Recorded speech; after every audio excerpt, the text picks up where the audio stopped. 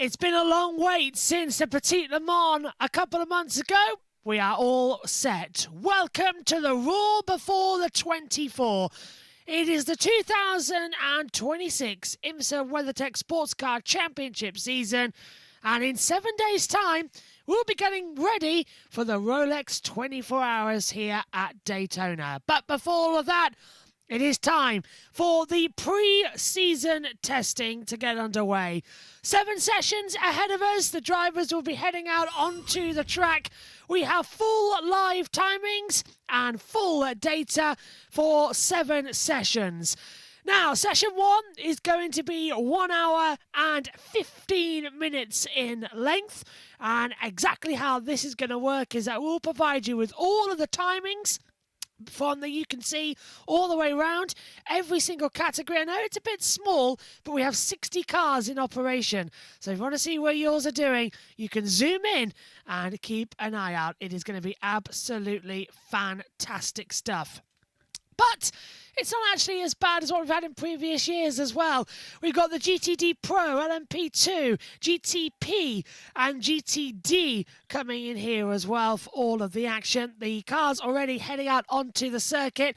Track temperature, that's at 61 Fahrenheit. Air temperature is at 50 Fahrenheit. We have 54% humidity. The wind coming in at 1 mile per hour. And the good thing about this test is that the drivers will get their first advantage in a weekend before we have to do the official 3 practice sessions, then going in as well for qualifying, because there is actually a frost warning coming in for this weekend as well as coming in for next week. So it could be a very, very cold Daytona 24 Hours as well. Whether or not that will actually happen, we don't know. We are, of course, in what is traditionally a very hot state. But we know that rain plays a factor a lot here as well. So, welcome in. Hi, Sam. Saying, hope you're well, Josh. These next few days could prove pivotal the way the race goes next week. Absolutely could. Hello to Pizza Wizard and to Plug as well, and to all of you watching. So this is how it's going to work. We are going to be popping in and explaining everything that's happening out on the circuit throughout these test sessions, but also we'll be catching up with what happened in the 2025 season. So this is basically going to be, if you want to keep an eye on where all the drivers are on the circuit as well as all the live timing, this is the place to be. If you want to watch it just as a blank screen, feel free to mute us. But if you want to have a little bit of background noise while you're working or going about your daily life, then sit back and relax, because thanks to IMSA, we'll be bringing you all the audio commentaries from the highlights of last season as well. And as we get closer to the end of this test, we'll be bringing up all the action for the 2026 season. We've got a couple of season preview shows coming up as well to look forward to, provided from NBC, and also a couple of a unique exclusive as well, because the president at IMSA sat down with the world's media via a Teams conversation. We had that coming up for you as well throughout this test. So we've got 1 hour and 11 minutes left. Cars still venturing out there on the speedway. This will be a little bit of a different situation to what we're normal, because we'll do some install laps, they'll come back in, and then gradually over this evening we'll get them back out there on the circuit. It's only 11:04 a.m. over there as well in Daytona, so it's looking okay. Got Alex Quinn at the moment going top with a 1:44.094. That's in the LMP2 category as well. See Malaysia now going over 1:43.434. Hashberg going on a 1:47.055. So the LMP2s very much straight out there, ready to go. To give you the colour information as well, for those of you watching on at home, blue is LMP2, red is GTD Pro, green is GTD, and grey, that is going to be the GTP category, the Grand Tour Prototype category, which we will be gearing up for. But all looking good already. The 36 has got a pit lane speed violation. That's 2 warnings on the board coming up, so any more, they'll have a few more issues to contend with. But so far, It's looking okay. 1 hour and 9 minutes to go. We'll bring you an update on everything that is happening. Right now, though, if you were with us last year, let's send it back to everything that's happening. Look at that, by the way, before we do send it back, just going to interrupt myself. Still, cars on track 14, 45 cars in the pit lane. We were supposed to have 61, but the Acura team have dropped out. So we have now only got 60 cars, which sounds simple, I know, but it is 30 apiece. Might make it easier for our live timings on the screen as well eventually. This is the battle screen, so we have the cars selected. We will just select them now through to the team viewing as well on your board. Hopefully everyone can zoom in and find out what is happening out there on your monitors. Look at that from Jack Aitken. He's done a 142 actually Jack Aitken's done a 141.203, but he's setting the fastest second and third sectors so far. Watching out for Malaysia now, the LMP2 has done a 140.886. Now we get to see Whitman moving up into third position as well, so there's already a few cars moving around. Okay, well, as the initial benchmarks get set with 1 hour 8 to go, let's send it back to last year and the Rolex 24 hours, and let's find out what happened. Here's your 1 hour review. Sit back, relax, and enjoy as we send it back to the IMSA Rolex 24 Daytona in 2025.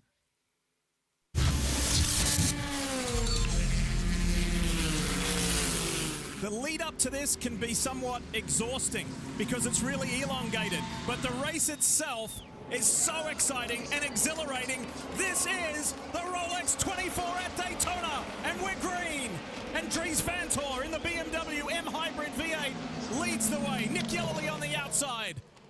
34 horsepower untapped there at the drop of the green as we see the GT field at the bottom of the screen. Nice start by our pole sitter, the Belgian Dries Vanthoor. The red and white machine going to the high side. That's last year's champion, three-time champion, Brazilian Felipe Nasr. Spin at the front of the pack for the United Autosports, number 2. Whoa, that was close. Nick Boole. And talking about one car that does have issues, back in the garage is the beautiful Lamborghini, the number 63 from GTP. Now, Bortolotti stopped on pit lane. They took the engine cover off. He lost 2 laps there trying to go through and diagnose what might be amiss in the engine area on this Lambo. And simply, he drove it back with the battery power. They're hoping it's something simple, Dylan, but it does not appear so. They're already 8 laps down. And one of the stars in the top class is Romain Grosjean, the IndyCar and Formula One star, but unfortunately, Grosjean is not going to get a chance to drive this weekend. I just ran into him, and he is headed home because the issue is terminal for the 63 Lamborghini. I don't believe it's a battery issue or a high voltage issue. Some of the GTP cars have been having that. They're still investigating, but they will not be able to return to this race. Oh, what a shame. What a shame. He does get dropped into the fire, though, because the 93 out in front right now, so he's leading, but he's in this car for a reason. It's because he's done a good job and they believe in him, and all he needs to know is I have a job to do. For him, he needs to understand he doesn't have to be the fastest driver on the team. He just needs to be a good team member, do the job that he's been given. They've told him what they need him to do. He's going to go out and do that job, get out of the car, and hand it on. Let the pressure be aside. It's hard to say. It's just another race. That's how he has to look at it. So watch him navigate the rest of the infield portion at Daytona.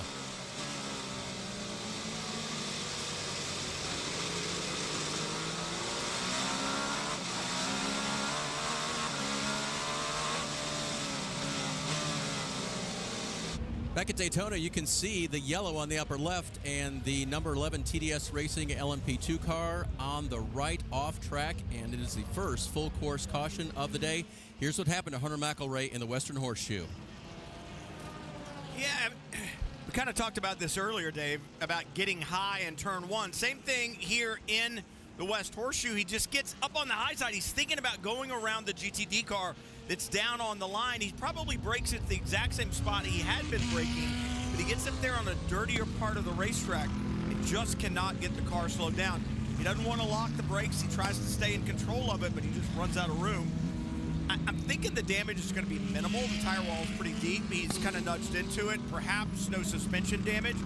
The problem is the time that it takes to get the car out and for him to get back around in the pit. Green flag back out. Frederick Vesti for Cadillac is out in front. He takes the green. Right behind him, Nick Tandy in the white and red Porsche looking to get by. Third place there, the BMW of Rene Rast, and then Felix Rosenquist in the Acura number 60. Look at that. Cadillac, Porsche, BMW, Acura. 4 manufacturers in the top 4, and that's why IMSA right now is some of the most competitive sports car racing in the world. Right now, these Michelin tires looking to come up to temp and pressure, and until that point in time, it's going to be kind of like a cat up on its tiptoes. Now the GT field working through the International Horseshoe. Look at the traffic in GT. It is good, it is fast, but boy, you got to be careful here. Just off of a pit stop here, going through the backstretch down toward the West Horseshoe. There's a look to the outside by the Corvette. Not going to do it here. Yeah, difficult to do, and I think the BMW just a little bit loose coming through the kink. Gets hung to the inside. That's going to give the Corvette the run down towards turn 6. And right now, talked about it, Neil Verhagen behind the wheel of the number 1, trying to get up to speed. And right now, you got to think about it, Dave. You cannot let your ego get in the way. As a race car driver, you don't want to lose a position. But goodness, you've got 21 and a half hours yet to go in this race. You can't throw it away because your ego gets in the way right now. You've got to make sure that you've got a car to race with later on. And right now, all these teams are trying to write a book. All right, Russell Ward has found his way back into the garage area with the 57. Looks like he's leaving, Chris. He is eagerly awaiting his return to the fight here for this 57 car. It was a lengthy repair. What they were working on was the throttle cable. The return spring is what broke. And Russell actually even got out of the car, grabbed some tools, and went to work with his crew to try to repair it. He said the throttle just kept swinging around every time he got on the brake. So the repair took a little bit of time. They also fixed some of the front valence as well on the front end of that Mercedes. But as you can see, he is making his way slowly back to the racetrack and going to try to salvage something. At least it happened early, but he's going to have a lot of work to do here to get this AMG back. Chris, thanks. Yeah, guys, he just came over the radio. That's Alex Palou saying, I think I have a punctured tire. They're not sure which one it is. They told him to shut it down as he sits there on the apron bringing out the full course yellow. But Alex Palou, avoiding disaster, said, I almost hit the wall. So we'll see what happens here, which tire that in fact it is. But he's going to try to recycle and get this thing back to pit lane. But it's going to be a long way around. Second the angle of caution. Yeah, it could be the angle of the camera shot there, but it looked like the left rear had a lot of camber in it. Just sitting still. Have a listen.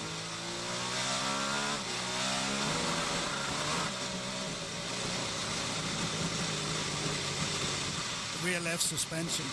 I think the suspension and the drive shaft went. You see now he has no drive. Yeah, he's trying to get back. He can't get back. Drive shaft gone. Let's go back to racing here at the Rolex 24. Vantor leads the young Brazilian Felipe Drugovich. Drugovich has gone to that outside line. Look at this move from Dixon. Dixon in that blue and white Acura Maya Shankar going around the outside. He is feeling that. It's all about getting the energy in these tires early and getting the grip. If you don't force it, if you don't have the load, lock-ups there as these tire temps are starting to come in. Drugovich around the outside. Inside for the kink coming up. Will he keep his nose in the inside? Vantor has to give it up. What a move from the Brazilian. Awesome work. The Aston Martin Formula One test driver is leading the Rolex 24 at Daytona. Well, it's absolutely controlled chaos down here in the Acura Meyer Shank Racing pit. We'll talk to team owner Mike Shank. What in the world's going on? We've got the folks from Honda Racing Corporation here. It seems like a lot of work's going on in this 93 machine. Yeah, we've had some kind of left rear stud failure on the lower suspension, so we sheared them off, and now we're just trying to get it back together and get it back on the track here. So we'll get it back going here. Very tough to take after a great start to this weekend, but we will get it fixed up and go back out. So some kind of failure with the studs. Hawksworth to his flank now as they make the run down to the kink. Now this is turn 6. Hawksworth to the outside, Cleveland to the inside, trying to hang on against one of the sport's best. What a debut Parker's putting together here, and here comes the Hey, there you see a misunderstanding there. Estra got blocked there, and Kobayashi makes the big move and takes the lead. He has been the man on the move since the restart of this race. Cal, you're pointing to something that doesn't look too good. Yeah, for Magnus Racing yeah. Aston. Well, he's obviously got troubles, but I'm just hoping that that puddle or fluid that's sitting there is not from his race car, because this is not the way that the team or Andy wanted to finish off their IMSA campaigns here. Take a look and see what happens. Oh yeah, he's on fluid. I think he's braked in the corner. I think he was locking up on his own fluid there. Yellow flag pit stops. Also of note, the 24 BMW got in right before the yellow, so they're going to cycle up. The leader, Kevin Esther, coming in. Matt Campbell is going to get in the car for him. I think, I couldn't see it close enough, but I was told that they were on the softs. They've gone to the mediums there. You can see the yellow sidewalls. And then the number 40, Kamui Kobayashi, he sprinted to the front on a last restart on mediums. He has to back it up a little bit to get out this time. They stay on the mediums, and he's back out. But we're seeing mixed tire strategy. The other Wayne Taylor Cadillac has been trying the softs, so they're getting some intel to see which they like better in these conditions. Or whatever as he went into that brake zone. But their day may be over. Fair thought for John Potter and Spencer Pumpelli and Andy. And the liquid on the tray there of the flatbed is not a great sign. Hey, We are, Dylan. Andy Lally is out, but this field is not. Look at this 3 wide. Will they make it 4 going to turn 1 on the restart? A little bit of lockup on the 60. On the outside, he's going to hold it. What a move on the outside by Colin Brown. Does he have the lead coming through? Turn 2, yes he does. But here they come down into the International Horseshoe. A great move there by Colin. Gets it done, just absolutely lighting up the tires, getting it going. Well, we know how treacherous it is on the cold tires. In that full course caution, the 6 car spun. So, to come together. Look at this. Around the outside. Oh, let's just go for the lead. Why not? Yeah, why not? Yeah. Across the start-finish line through Kamui Kobayashi to the front. Just used the side draft quite nicely there as he sort of came through and off the tri-oval and down into turn 1 and got it done into. He just picked up 2 positions, one on Felipe Nasr, defending race winner and champion, and the other on Colin Brown, between the entry to the Le Mans chicane and the brake zone for turn 1. Look at him close. Yes, not quite enough. Is he going to get enough? He's going to get the slingshot through and off. He's got to go round the outside.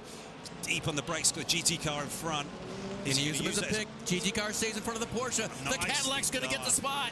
Oh, is he? And there you have it. I mean, that pass was made. But he's got trouble in his mirrors. It is Raffaele Marciello. He's right there. The BMW M coming at him now down the backstretch towards the Le Mans chicane. See what the gain is here in the draft. You can hear the lift on the coast.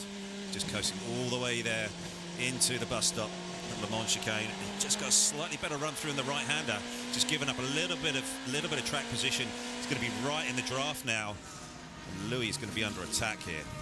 To the telemetry on the left-hand side, over $180 now. They're getting close to 190 miles per hour on the high banks of Daytona. Can he make the pass? He's looking at it. Goes to the outside as they head across the start-finish line down to turn number 1. Does Marciello have enough? He's got it done.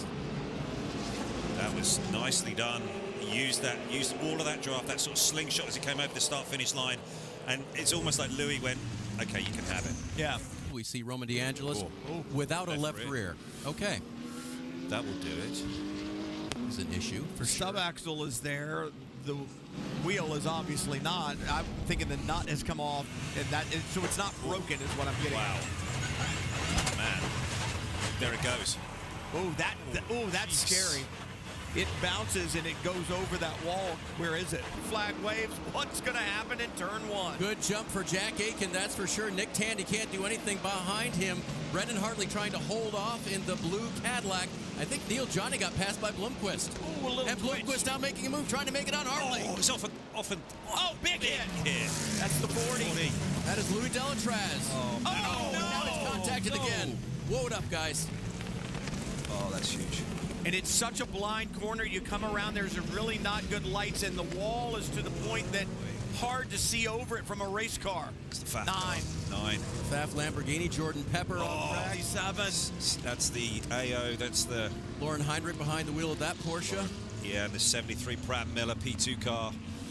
Oh, and 48. Chris Cumming behind the 73. The Max 48. Hesse, that's the leader in GTD Pro. Big damage to the left rear of the 48 BMW. Oh, that's huge. This is a big, big incident here. This is going to change a lot. This is a race affecting for a number of cars in a number of classes. He's Going to take a while to get this cleaned up as well. You've got a lot of cars to remove. AMR safety team, as they always are. All right, let's see if we get a look at it. Again, the restart was clean, mostly going through turn 1. And then what do we see here? Where does it happen? Yeah, it's coming through. Looking at the 40. And he's just come through. Just gets a little wiggle and he goes off to his right, driver's right, and then comes back in across the track. And there's the P2. That's the P2 of the Bull car, and I think it was... There's the 9. Miller. Everyone checking up, trying to miss. In some cases, it was not avoidable. Yeah, Lauren Heinrich there in the AO car. So this is on board with the 93. Kelvin Van der Zande. Oh, Gregor Van der Zande, sorry. Louis Delatraz just loses the car to the right, and then it snaps back to the left, and it goes in the wall on the driver's right. Oh, this cold tire is getting them switched on again. It's super hard. Look how abrupt. On his own. Boom. And then he gets collected there. Oh, man. 73. And then to the left, you're going to see the 2 GT cars. That was the FAF and the 48.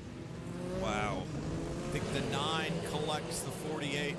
Oh, was there a little bit of a touch there? Was there a tiny bit of a touch? The first angle, no, it looked like he was completely alone. Yeah.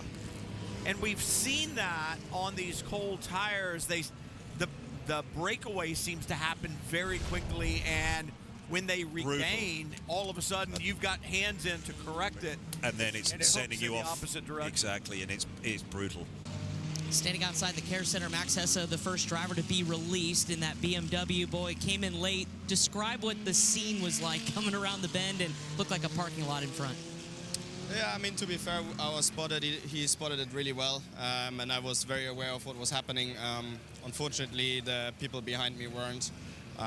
So yeah, obviously it was crazy chaos going on. I was able to basically avoid the car ahead, but just got hit very hard from the rear, and yeah, the rear left is damaged. Unfortunately, it's a massive shame because our car was running so well.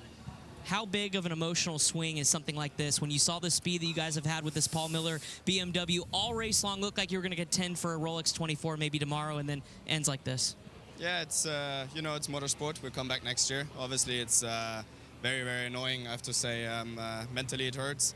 But the team has done such a great job, and really, for the first time they run 2 cars, it's been amazing. The 1 is still in the race, so hopefully they can get a good result, and we'll fight back in Sebring. Glad you're okay. Thank you. Max Hesse out of the car, guys. For Paul Miller Racing, a huge impact there, and we'll continue to see his drivers get released here from the care center. Thanks, Chris, for hanging out there. He kind of led us, Ollie, to what we then saw on the replay, his car getting slammed by the Lamborghini late in the going there. And that's as part of it as well, you know, that you're being given information, but if the car behind is not receiving that same information and you've decided to check up and slow up, all of a sudden that guy that's running out of road and he ends up ramming you. Here's that move again. Look to the right-hand side. I think it was clean. Let's take a look here. Just hits the deck. He's a little bit higher than the normal line into turn 1. You see the car's running pretty low to the deck, clipping that skid plate as he comes down there. Oh, just a little flirting. Yeah, it was just the spark from the car bottoming there at the back. Well, you got to be careful if you take it right down to the wire. If there's suddenly a yellow, you're at an emergency service, and no. Here we go. Tandy's in. Aiken takes it in deeper, goes around the outside. How cool was that? Just using up every bit of road on pit entrance. Nice work, Jack Aitken. Kevin, you're there. What a sequence. And let's have a look at that pit lane entry yet again from Jack Aitken, who took the fight to Nick Tandy. Takes it in super deep there. Caught Nick napping a little bit. You don't say that very often. Pit stops were pretty equal, but position just a little bit down the road there. So great execution by Jack Aitken, and now it's really testy when you're coming out in these cool conditions. 83. Flat tire. The 83. Yep. Third on the restart, and you got to feel like they Probably had Shoved contact at him, with yeah. somebody down in turn 1. Usually when you got that left rear just on that restart, usually is some contact. It's kind of like what we just saw between the two GTP cars. Yeah, yeah. Having a good time here, which we always are. This is the pass for the lead. Here comes Nick Tandy. Oh, big lunge down the inside. Gets it slowed up nicely. Big move. Nicely done. That's why we're under yellow here. Let's have a look. Oh, there was contact there. There was contact. Was that the caught off Mercedes? That just gave it a little tag. And around it went. Are we looking Right better about this there. time? It's right about here is where that acceleration zone begins. And look at this. Look at Philip Eng. Look up on the high side. Here comes Eng, and the BMW goes right around the outside. Vesti was too circumspect. Probably a good idea, though, because if he'd done it again, he might have got a penalty. Yeah. So he obviously took it a little bit slowly there, and he's been taken advantage of by a couple of race cars. One is a car that's a few laps down, I believe. That's 93, possibly. Yeah, that's Yellowly. Some 40 laps down after missing more than an hour off track earlier to fix that left rear suspension. Meanwhile, look at the rest of the GTP field. They are scrapping it out. Vesti, Estra, Albuquerque, Lawrence Vantor, Julian Andlauer. Top 8 GTP cars overall and in class are on the lead lap. Racing Porsche isn't that far back either. This is good stuff. Here's Prio, goes on the high side, couldn't quite do it there. Now looks for a second bite at it and goes right around Nicky Katzberg as here come the Ford Multimatic Mustangs. They go straight to the front. Great teamwork. Big key. I wonder if traffic was involved. Someone moved up on him. I mean, that's not a place on the racetrack where you have a wreck by yourself, typically. No. Oof. That tells you. Cut down. I mean, we've seen some suspension failures on race cars around over the course of the week. If he had a suspension failure, just pitched him into the wall, or if there was traffic involved. A top of the screen. Oh, was turns. Did it turn from something braking, or was there contact with that GT Cup? Going to show you a slowed version from the 64, the Multimatic Mustang. Watch this. Yeah. He's just along for the ride at that point. Wow. See the car seesawing. It was fishtailing, yeah. I would think. I mean, we haven't seen anyone clobber those secondary curves in the chicane, but we had the number 5 car lose the right front suspension in practice earlier this week. We saw the 93 car lose the left rear suspension relatively early in this race. What does it look like back there? Well, they're certainly going to give it a go. This is not a situation where they're looking at it and that's it. The fact that they've cleared up the nose, and that looks like a new nose section will cue that all up. They are very much examining the rear right suspension. It's got a weird situation where because it hit the ground, it was almost kind of de-tethered. One of the tethers have come undone and unwound. There's some of the wires being broken as well. So they have a complete rear gearbox and rear suspension assembly ready to patch on. So they could probably do that with the usual, well, they're going to unclip a lot of stuff, but 6 big bolts, put a whole new rear end on the car. No more 5-minute jobs like it used to be with the Audis back in the early 2000s. But they are absolutely going for it, which is just as well, because you only have to look over 2 garages to the left. You've got the Cadillac number 40, which we know is an official retirement, so they wouldn't want to lose 2 of the Cadillacs, but there's a good number of very measured amount of work here. 1, 2, 3, 4, 5, 6, 7, 8, 9 mechanics working on the car right now, isn't there? GTD action. Yeah, of course, a Ferrari round the outside of the number 50 on the inside, and the Vanister Racing Aston Martin is the number 19 right in the middle. I have no clue how everybody got through turns 1 and 2.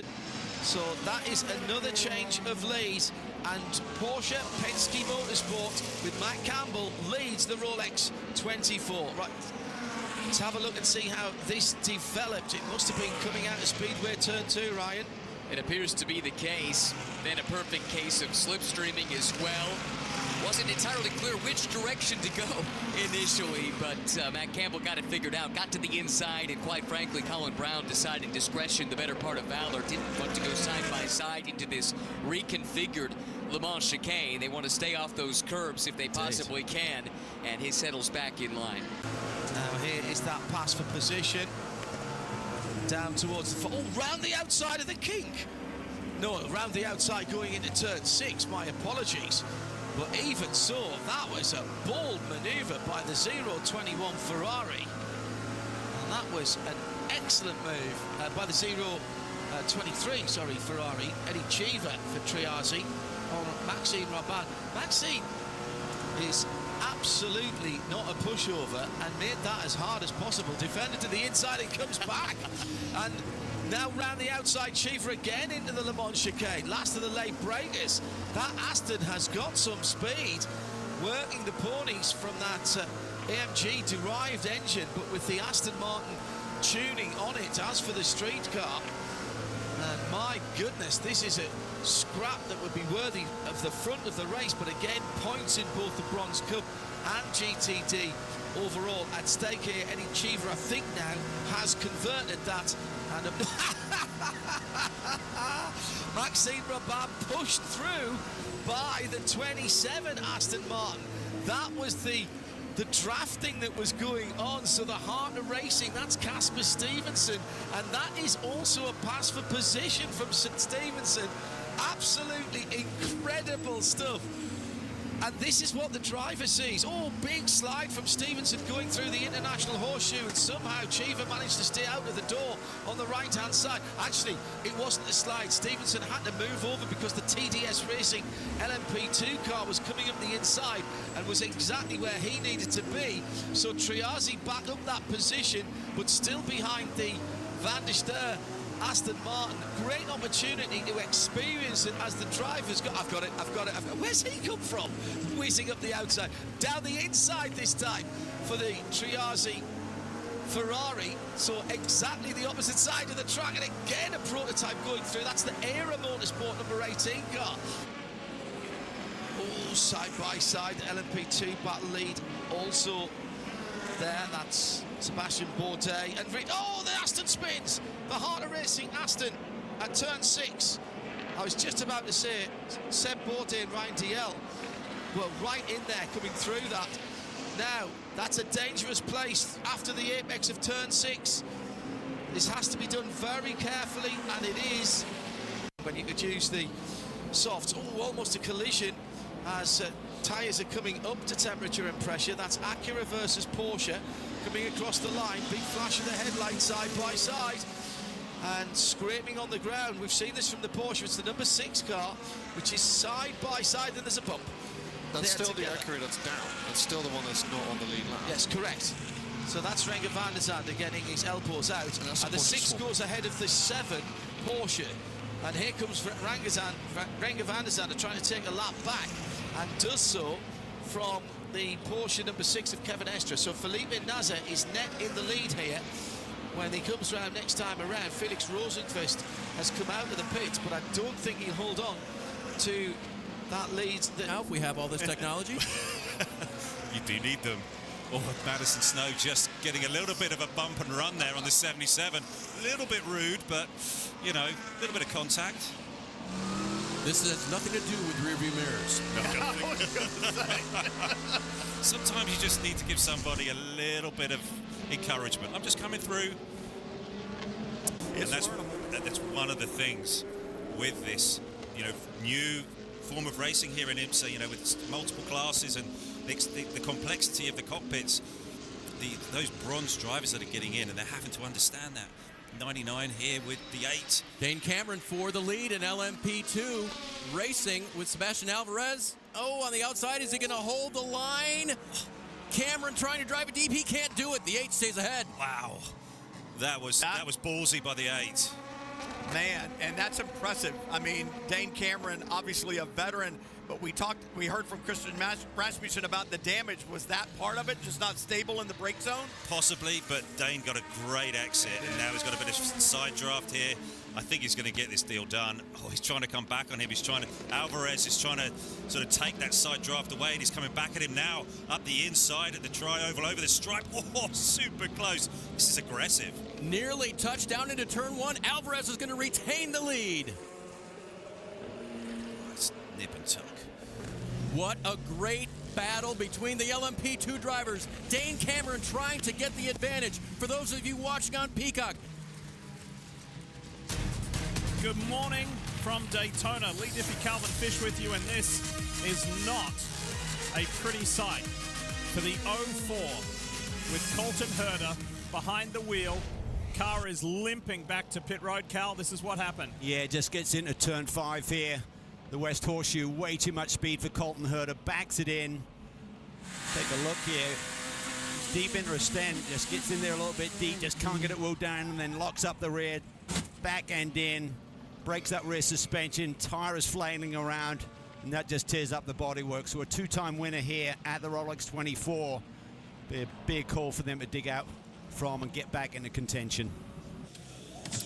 And right there he's saying, ugh. These cars are almost built like Lego cars, kind of modular. You try and take off big pieces to try and get this car back into the race. That rear suspension is going to take a while though. All right, track is clear, track is clean, track is open for racing. The JDC Miller Motorsports car was just hanging back there, and it's green. Let's go back to racing here on Sunday morning at the Rolex 24 at Daytona. Porsche Penske Motorsport at the front.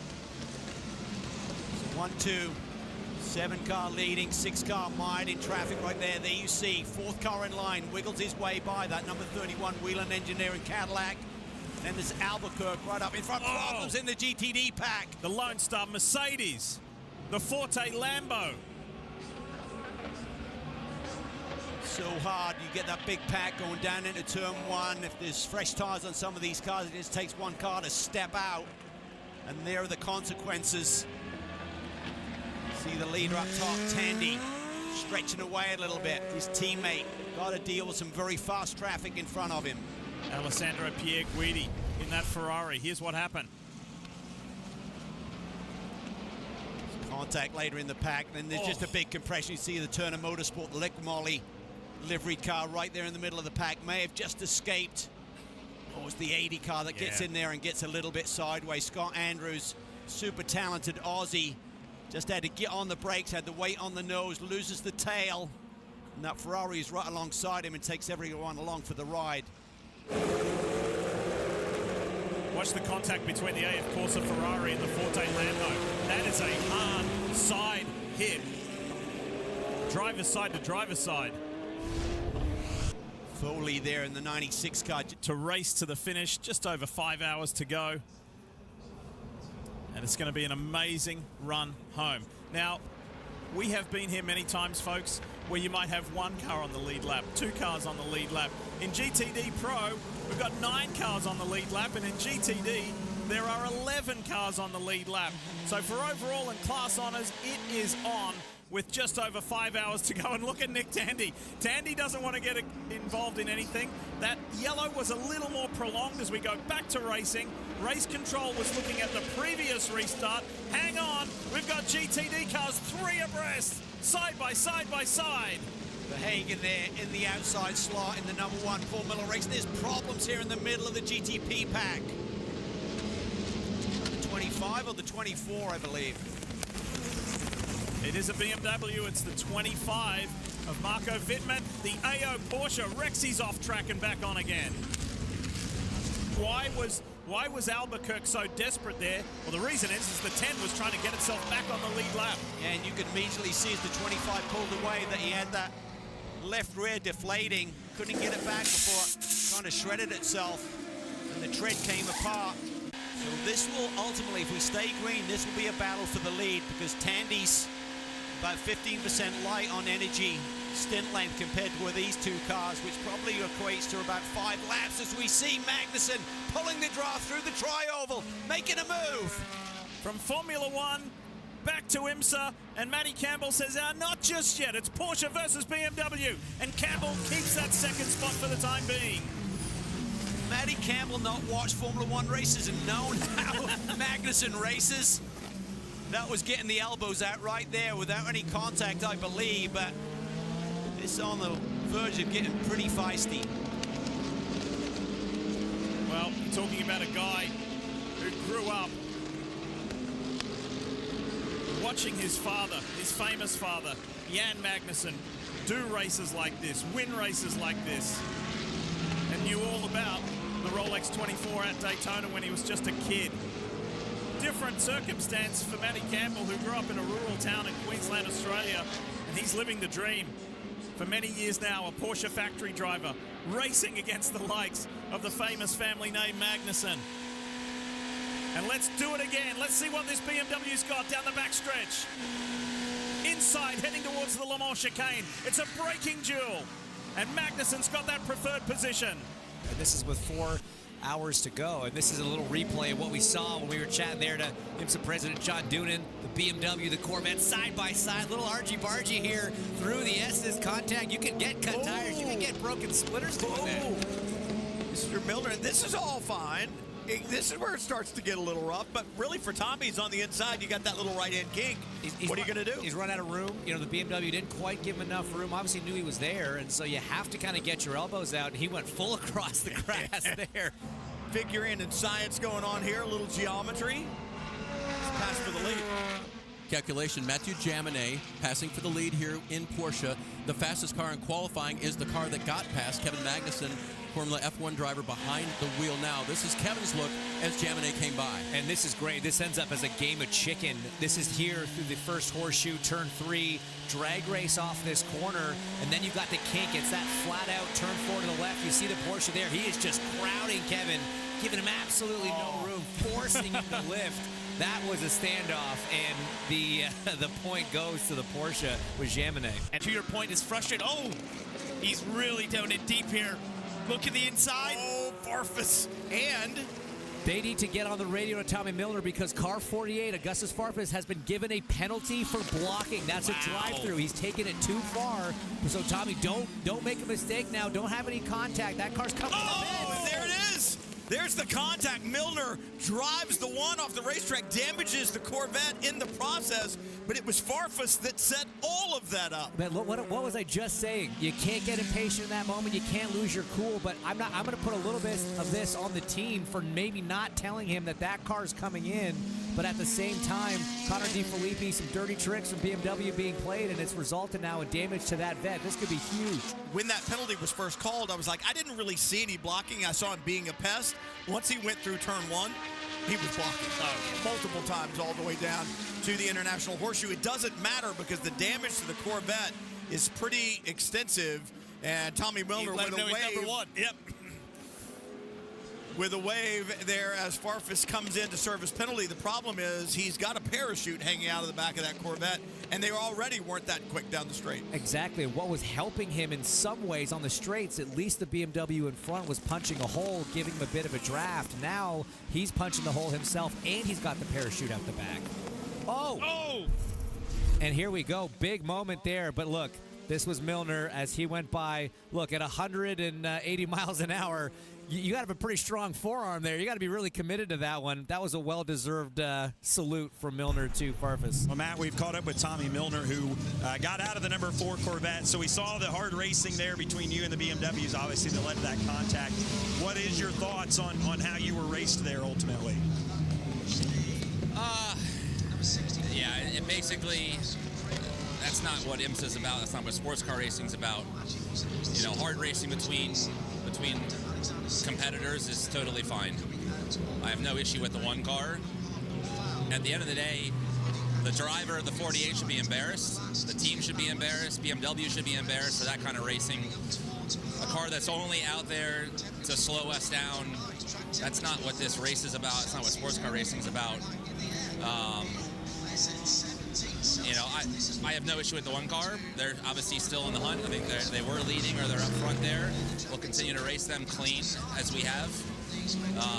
Yeah, it's just the 48 car, and whether it's the drive themselves, whether it's the team that made that decision, but they were making pit stops to get them out in front of us. It's embarrassing, really, is what it is. And that was just a little late on my part. Yeah, I didn't want to. Oh, look at that. Oh, major hello. error. And so I wasn't happy to see our car on there. I was like, oh no, what's happening here? But that's Misha was trying to get out of the way, basically, for the. We'll go split screen here. GTP pit stop starting on the top of your screen. That's race second place running at the time. Nick Tandy, yeoman's work, 8 hours plus in the car. His final sit is complete. Felipe Nasr trying to go back-to-back here at the Rolex, climbs aboard to take it home. It's going to be a routine Michelin tire change, fill it with energy replenishment. Meanwhile, on the bottom, that bare bond lasted about 25 minutes for Tommy Milner as they continue to work on the back end of that Corvette. He climbs out. Nico Veroni will take it home here in GTD Pro as he continues to try to fight for the race win. Some more bare bond being added, this time at least Corvette yellow, but we'll see if this one holds this time.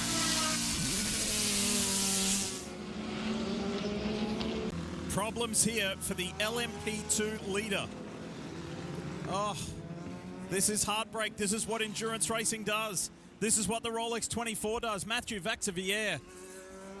This car had turned on some of the best racing over the last few hours, and now it is stationary.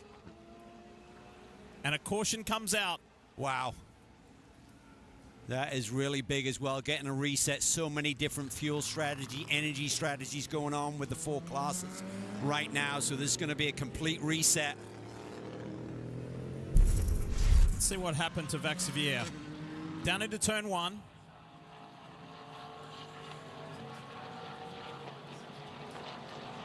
I wonder if there's a driveline issue here. Just suddenly accelerates off that corner. You got a broken half shaft differential. Suddenly there's no drive there. Don't see any smoke. That is going to be a compelling battle to the end as we see green. Let's go back to racing. There are 5 cars in LMP2 on the lead lap. Let's get back to it, and they're side by side. The Acura and the Porsche down into turn 1. Wild stuff there. That white fin, red and white Porsche. That is Kevin Estre, the Frenchman. He makes the move around Blomqvist. Look at this, outside, around the 10, that's Philippe Albuquerque in that bright blue Dex Imaging Cadillac, not on the lead lap, 2 laps down, but the Penske Porsche needs to get by it. He does, but Albuquerque can't afford to give it up. There's still almost 2 hours in this race. You got to somehow get back on that lead lap. Meanwhile, in GTD, side by side there with the AO Porsche, I think that's the WeatherTech Corvette, the 91, almost banging doors as they approach turn 5. 2 factory yellow Corvettes up ahead. Look at that bright green Porsche. That's Lauren Heinrich, the reigning champion in GTD Pro of the series, and he's making some pretty bold moves. He really is. They lost a bit of track position. Having to change the rear bodywork about an hour or so ago. He's deep in that GTD Pro pack, but he has got the speed and the talent to drive to the front. I'll ask you a question. Where do we look? Where do we look? There's so much going on. Top box for the overall spot, and it's Felipe Nasr who leads the way, the man who brought it home last year for Porsche Penske Motorsport, both in this race and in the championship. Yeah, but look at wide in GTD and the bus stop. Sorry, guys, for jumping in. That is crazy. No way they can make it. Or maybe they can. This is going to be crazy here for the final 2 hours. Everyone up on the wheel, including Dries Vanthoor. He takes the BMW to the high side, looking for the lead. This guy who started on the pole position puts BMW M, Rahal, Letterman, he's wide back out in front. He locks up into that brake zone, just took it in so deep. Oh, and he's sideways through there. Nasr has to give it up a little bit. Dries Vanthoor, the Belgian, putting it all on the line. What a save from Vanthoor. I thought that was going to be lights out, game over. He somehow hung on, but Nasr to the advantage as they come to the kink. To the kink, and the Porsche will surge ahead. You would think this is the last lap of the Rolex 24. There's still an hour 45 to go. Talking to the BMW camp, they feel that their car is better in the warm conditions. We saw that in the first 2 hours of the race by Dries Vanthoor when he started the race from the pole and took off. These are now similar conditions to yesterday. As is a good old-fashioned Munich fist fight here. BMW versus Porsche at the front. And boy, it seems like Penske wants the 1-2 today. That car on the high side, the red and white Porsche 963, that's Kevin Estre. So he goes by the lapped car of Philippe Albuquerque. And now the top three cars are legitimate positions. First, second, third. And one behind Albuquerque, that blue car, is Tom Blomqvist in the Acura. The sister car has had a bit of drama throughout the course of this 24-hour race, but they still have speed in the Acura. Cal, I wonder if Vantor is talking to himself saying, hey, you got to settle down. You almost threw this whole thing away. Look at this. That's Zilish making the big bold move, blocking. They're off the racetrack right there.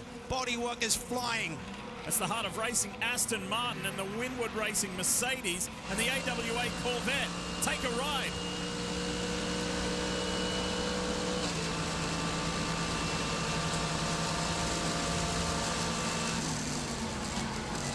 That's about 165 miles an hour there into that Le Mans chicane in these GT machines. That was Lucas Hauer being the passer and the blocker, and this is Dries Vanthoor. Watch him light it up here. The lead car sideways, sprint car style. He tried to lay into the 700 horsepower diff, but his right sides were on the exit curb. Those chatter curbs just spin up the rear axle, and again, you can't get any closer to crashing than Vanthoor just did right there. Yes, craziness. They're warming it down from 205 miles an hour down to about 80 miles an hour through turn one. Then he's putting those 700 horses, as you said, Townsend, back to use. And Felipe Nasser cuts his way to the left of the AMG number 69, the Get Speed car. That was very, very smooth indeed as he goes through turn 6. By the same token, none of these GTs have got side by side behind. That's for second place. Dries Vanthoor has just been passed by Kevin Estre in an awesome maneuver coming out of turn 6. That was incredible. That was traffic influenced, but it had to be pulled off by Estre. But Vanthoor thinks he can get down the inside into the Le Mans chicane, and the Porsches squeezed by one of the GT Porsches, I think, actually, as they were going through the first part of that chicane. That would have been, was that Lauren Heinrich in the 77? Rexy, I think it was. Scoot up 3 car lengths on the BMW. He'll go to the high side and see if he can muscle his way past. He has that speed. Got an LMP2 car down to the inside. He clears the BMW, tucks it back in. Beautifully driven there by Christopher Mies, and he hangs on the exit at turn 1, but the BMW is side by side. Vanderlyn comes back. That's some terrific, respectful racing. After that pit stop cycle, our leader, Felipe Nasr, has now dropped down to P3. He was on pit lane about 3 seconds longer than this car, the number 6 car, that is now driven by Matty Campbell. And they've been split by the BMW as well. Dries Vanthoor now is the meat in this Porsche sandwich. There he is. Oh, and he's into the side of that GT machine. So Vanthoor right there, but Campbell still fighting for tire temperature. Centimeters with every oscillation as the number 45 Ferrari has at least de-lambed or fully de-beated Danny Formal, the left rear of his Lambo. Running in P3. Perfect timing right as you rejoin us. We go green here at Daytona International Speedway, and Matt Campbell of Porsche Penske Motorsport, who won this race last year, leads the field to green. Bottom box, GT Daytona Pro, it is on. Vanthoor just rammed Matt Campbell, and that allowed Felipe Nasr to get by. It's Penske 1-2, and they're side by side. Look at this GTD scrap down below in the bottom box. Meanwhile, for overall honors, Porsche versus BMW. Vanthoor is coming back. He's on the outside now. They hit that high-speed kink right there on the infield.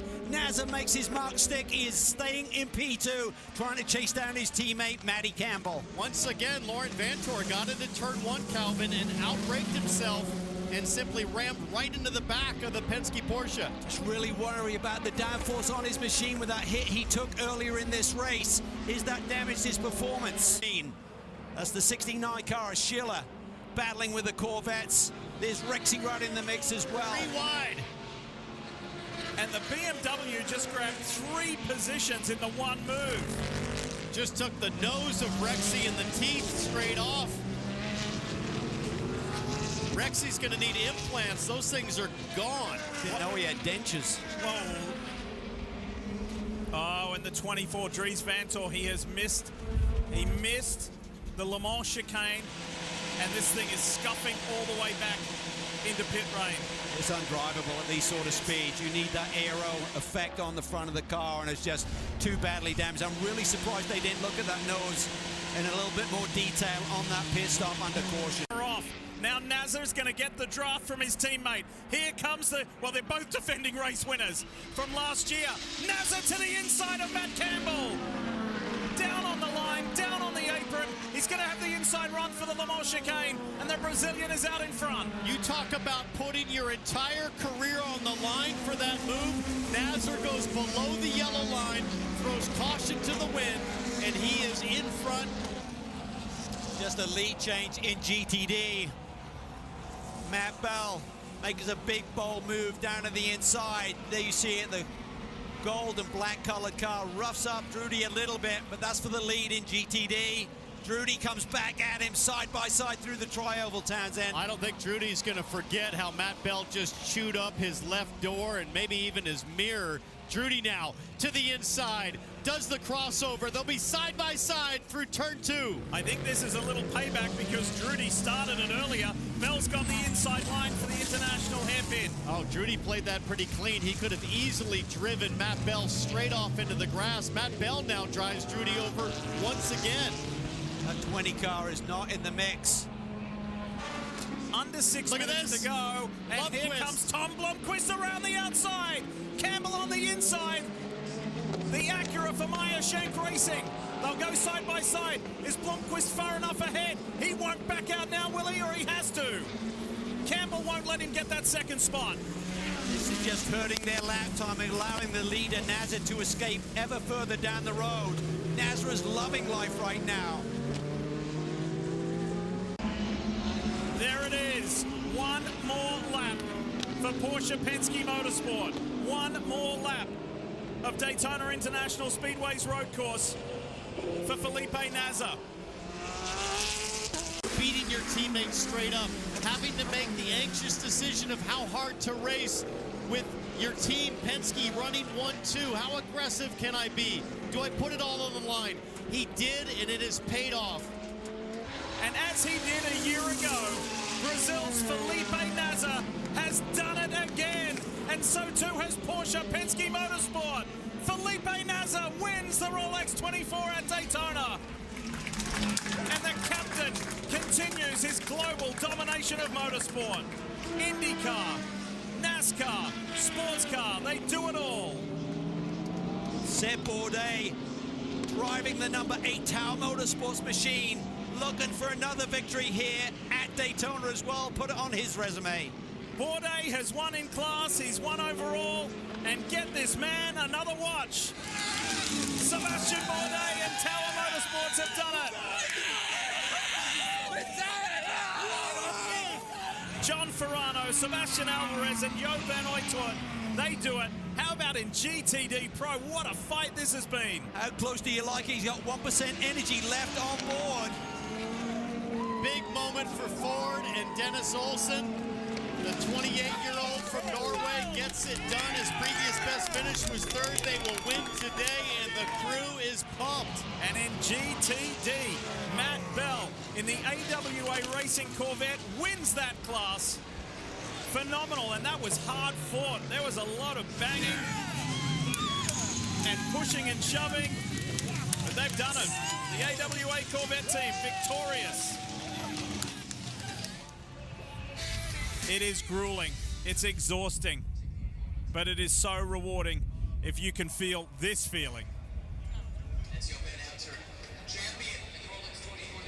Victory lane at Daytona, special feeling.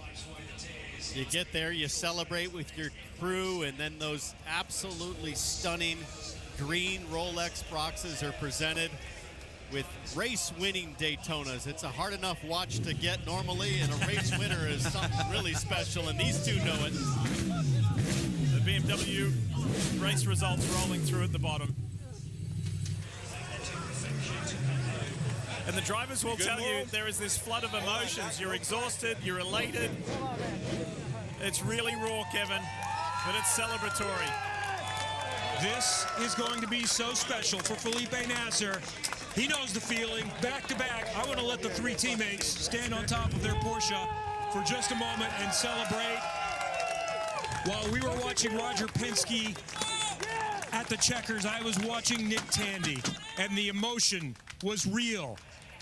He has won the Grand Slam of 24-hour sports car races, and you've won the Rolex 24. Nick, what's the significance? I mean, it's one of the biggest sporting events in the world, and we've just come out victorious. You know, I had a chance here to win before in class, but the overall is something different, and it's something that, you know, I've been wanting to try for a long time. Luckily, I got to share it with these two legends. So I think Lawrence has won a few 24 hours himself now, and obviously Felipe has got quite a few victories here just alone. So, but yeah, to win all the four major 24-hour outright is, you know, one would be incredible, but all four. Congratulations. Well worth the wait. Lawrence Vantor, you have won the biggest sports car race in America now. Jeez, yeah. I've been trying this for a while and came close a lot of times, and I don't know where to put words. I've been dreaming to drive this car, to drive for Penske, to drive for Porsche, to be in that chrome trailer, and a couple months ago I became world champion. Now today we won the Rolex 24. Yeah, I don't know. Awesome drive today. Congratulations. Felipe Nasser now has his helmet off, and he has gone back-to-back at the Rolex, and you had to battle your teammate. It's the same car. You know what he has. You know the rules when you drive for Roger Penske. What was that like at 20 minutes left? You got him, and then he almost got you back. I like winning, that's all, and that's what I'm here for. You know, I'm probably did it again, back-to-back. Incredible work by everybody at Porsche Penske Motorsports. The two cars run very strong all the way to the end. And hey, it's never over till it's over. So I did everything I could, you know, behind the wheel to get ourselves set up, and it's just incredible. Incredible feeling. I just cried in a car, like, I don't know what to say. Incredible. Congratulations. What a day for Porsche Penske, and what a day in the Rolex 24. Roger Penske has won again. To Kim Kuhn. Tower Motorsports wins the LMP2 class. Sebastian Bourdais brings it home for the team. Sebastian, you've won your third Rolex now, but what does it feel like to do it for the team for the first time? Well, I haven't seen anyone, but I think they're going to be pretty ecstatic. It wasn't the most traditional way to win it, but what a day. I mean, we were in this thing all night long, and then it looked like it was slipping away from us during the day a bit. Then we got in the lead, then we lost the lead, and then they tangled at the front and seemed to really wanted to give it to us. So we'll take it. I mean, yeah, won it overall, won it in GT, and won it in P2 now. So, yeah, welcome Florida. Congratulations. Thank you. Seb winning Tower Motorsports' first Rolex 24, Matt. Emotional victory lane for Danny Olson. 4 weeks ago, you pointed to her picture, your brand new daughter, Ellie. Now you win the greatest race. Can you describe just the emotions when you got out of the car and you saw all the fans and the excitement? It's the secondary best moment in my life. Obviously, Ellie and Emma at home. It's been a lot lately, and coming to Ford, we had a tough year last year, and coming here to Daytona now, sorry, with Multimatic and having Chris and Fred in the car, we had a faultless race, no damage until the end, and when that last restart went, I was just gonna go all in. I didn't care. It was win or nothing, win it or win it. When he got out of the car, tears in his eyes, he laid his head on the roof, Lee. Emotions running high. Big emotions, and understandably so, not only for what's at store, but just pure exhaustion as well. And speaking of emotion, this is Matt Bell. You saw this shot a little earlier. Can't believe it. And look at that. In the lead up to this race, he was pretty sick, actually. So had to get himself back to good health and then get himself ready to win. Here he is now. Let's hear from him. Yeah, the AWA Corvette gets it done in GTD. Matt Bell has the honors. We just saw the emotion that you were overcome with. What does this mean to you? It means absolutely everything to me, my whole team, all my teammates, Ori, Lars, Marvin. everybody on this team works so hard, you know, to think where we were last year and how far we've come to now. It's so much hard work gone into all this. From the minute the checkered flag fell at Petit Le Mans, no one took a rest, no one took a break. It's been 24/7 since then to get a car that's capable of winning the Daytona in 24 hours. AWA gave the four of us a car, and we went out. We had some tough battles. IMSA is the hardest championship in the world. 27 harder racing, 57 windward, 120 Porsche Wright Motorsports gave us a hell of a run. I had to work so hard to get on top of those guys, but we managed to make it work and bring it home in those last 10 minutes. So thank you to the competition for making it this hard, and thank you to AWA and my teammates for helping me get it over the line. Well, let's talk about that pass for the lead and ultimately the win. You were racing hard with the Aston Martin there. What was going through your head? How did you keep your composure through all that? Honestly, I can't remember a damn thing. There was pro cars, there was GTD cars. I don't remember that. I'll have to watch a video later. I was just, every time there was a car in front of me, I was just trying to overtake, and I asked the guys to stop giving me updates. I just saw a GT car and wanted to pass it, so that's all I was focused on. And I just can't thank the crew and my teammates and everybody enough. It was, that's one beat-up Chevrolet Corvette, but they make them tough up in Detroit. So yeah, fantastic result. He was in the zone for sure. Matt Bell gets it done for AWA Corvette. They win in GTD. That team has won in LMP3. Now they've won in GTD. All right, we're almost out of time. T-Bell, congrats on your drive. Great to see you back behind the wheel. What were your thoughts on the event as a whole? Well, I just think the driving standards are at an all-time high in IMSA. The precision, the preparation, the team quality.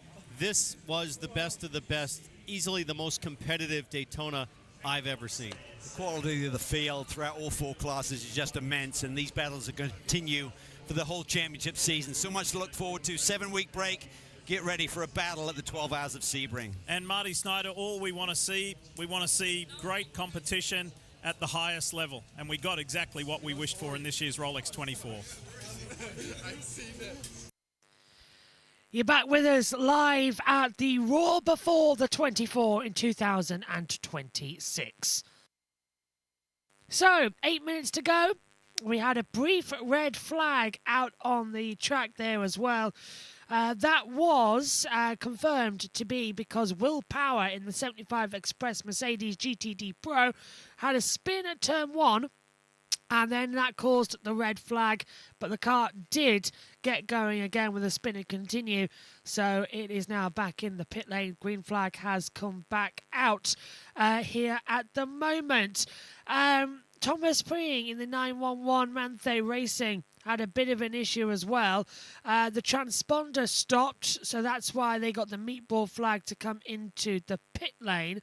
Not a lot of lap time set for the harder racing cars, the Valkyrie or the Vantage GT3, both Acuras MSR and 43 Interpol Euro Competition only 42 having a few issues. Shortcut turn 7, car 22 with a penalty there for improper re-entry procedure.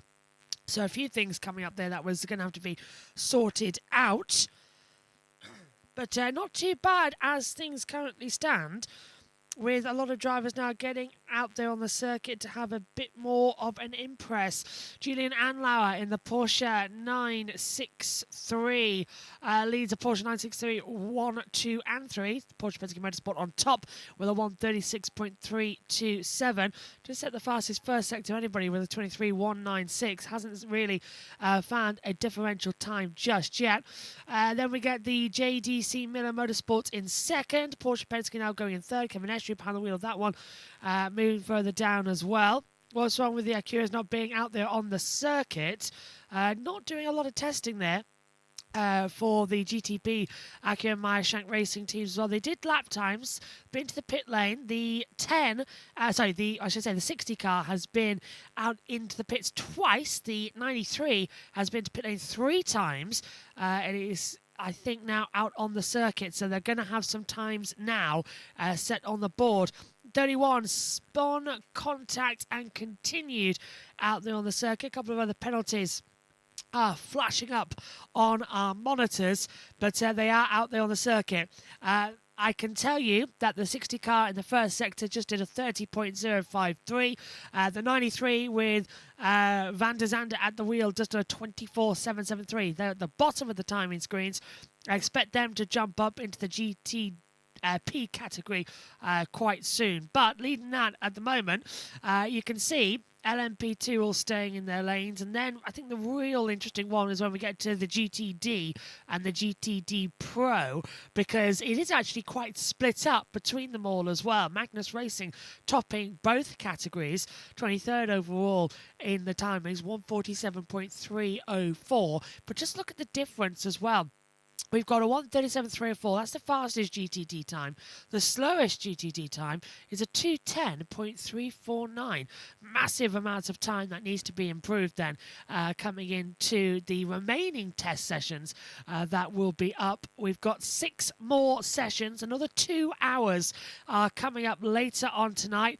The number 93 as well. Acura Meyer Shank Racing has just jumped up 20th overall, goes 3 ahead in the LMP2 category. You can see Logan Sargent in the ERA Motorsports, or the ERA, depending on how you want to pronounce it. But 20th overall in timings, last over, and it's a 140.729. Under 5 minutes remaining. That's been confirmed on our live timing monitors now, which is what we were sort of expecting to see. But I think so far so good in this first session. Only one red flag. Anybody? I did notice someone else earlier saying about the driver tracker moving a bit slowly. That's not us, I'm afraid. That's from IMSA. Sometimes it runs smooth. Sometimes it doesn't run so smooth. It's just the best that we get given via the operational skill of it. So under 4 minutes now on the clock. Still no sector times. Look at that though. Julian Anlauer leading to Frederick by 4 thousandths of a second. That's an insane close time between them. Van der Zande, fastest of all in the first sector, 24.365. Second sector takes a 45.752. Then we get Garg in the Inter-Europe competition in the number 43 LMP2. He's fastest first sector with a personal best, 24.184. So there are some deltas still to improve. Anyone else got a sector time? Yep. Ford Racing, number 64, in the GTD Pro, 50.221. So sector's improving there. Look at the GTP, though, right at the bottom, the 60, 58th overall in class. That's from Broad in the other Meyer Shank Racing, 27.194 on the first sector time. Car 22 got another pit lane speed violation and a shortcut penalty for turn 7 for improper re-entry procedure. So another drive-through coming. They are really having a bad time of it out there at the moment, the 22 squad. Just trying to identify them on our driver tracker of where they are. No, I can't find them on our timing deltas at the moment. There are 60 cars to go through. And trying to spot a 22 is very, very difficult. If anybody knows where they are, message it into that chat box. There it is. It is Goldberg in the pits for the United Autosport USA. They're running 16th overall as well and 6th in the LMP2 class. Fastest time of the day, a 1:39.542. Car 4, leaving with equipment attached, has been given a drive-through penalty as well. So this is just going... that's the CrowdStrike Racing by APR with Kurtz at the wheel running 5th in class. That's just actually ahead of Goldberg's in that 22. So more deltas needing to be changed. This is just fantastic. Waiting for the big race to start, says William. Welcome into the chat room. So are we. A week's time on the Saturday. We are live on JB Motorsports the whole 24 hours. And we've got a fantastic commentary team lined up for you as well. World-class commentators as well. I'm delighted to say will be back with us. If you watched our coverage last year of the Rolex 24, you know exactly who I am talking about. Hopefully that buzzing's now gone away as well. We've had some audio issues from IMSA getting our stuff affected. But yeah, it's going to be quite fun actually, the 24-hour coverage. It's going to be a long day for us at home as well, trying to keep it all together. So, Hansen in the TDS Racing leading the LMP2 squad. He's got a 1:38.935. GTD being led by Snow in the Magnus Racing, and that's a 147.304. GTD Pro being led by McDonald for the RLL Team McLaren, 147.766 on the board. So less than a minute to go. The checkered flag will fall, and the first test for the Raw before the 24 will come to a close. Very excited to see where this is going to lead going forward. There is a slight worry that we're not going to have a competitive 24 hours this year. A few people worried about the changes as well. The factory that have left IMSA, left WEC, endurance racing as a whole. It's going to be quite an exciting run, but 24 hours will be good. Now, finally, Sargent and Garg move up, so JBMotorsports and Into Your for competition move up the timing screen. That puts the 343 car bottom of the barrel. The checkered flag is out, and we are done for the first session of the IMSA WeatherTech Sports Car Championship in 2026, and that, of course, being the wonderful run-up as well with the 24 hours. So, flags out. The drivers then will come back out onto the circuit, and hopefully we will get sorted soon. Bit of an issue with the timing screens that have come through. And, well, if you want to be in the comment section, you'll get put into a timeout as well. So do not be rude, and please respect our team here as well. We provide you with so many great series watching along as well. So this is coming through. And Garg might actually improve. He's 21st overall at the moment. First sector was a 23.868. Second sector is a 46.982. Still might something over the board. As Goldberg doing another pass through the pits. Seems like when the checker flag comes out, it tries to glitch our systems. That might be something to remember ahead of the final race of the year. It does glitch our systems a little bit when that flag comes out. Sounds like all the teams come out onto the circuit and then it goes bang on us. But still, not bad at all. Ahead of the final one of the year. Time still a cropping as we get into the final session, and the conclusion will be done. So everybody has taken the checkered flag that can do so. The entire field has taken, so that's the end of the first session, and that will put the top classes. If I read them all, we'll be here all day. Let's read out the people who top each class, shall we? Julian Andler, the Porsche Penske Motorsport 136.327 leads GTD Pro. Then we get LMP2 in the TDS Racing number 11, 138.935. GTD being led by the 44 Magnus Racing, 147.304. Moving further down the timing screens as well, we get to GTD Pro. The number 59 RLL Team McLaren 147.766 getting put out on the board.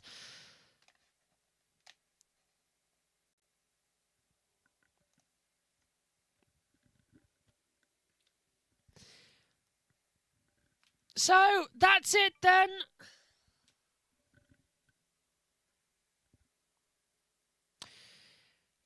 As our screens come back to us, thanks to IMSA timing, having a little bit of a glitch with them. That's it then, folks, for the first session of the day. We will be back later on, all set for the second session. That's coming up at 9 o'clock GMT in a couple of hours' time. Apologies, a little graphical end there error. That's what you get for the timing screens from IMSA going a bit cuckoo when the checker flag comes out. Standard operating issue. We'll be back in 2 hours' time for all the action. Well, actually, no. How many hours? 9 o'clock tonight. So 4 hours' time. Join us for all the action. We'll see you then. Take care. Goodbye.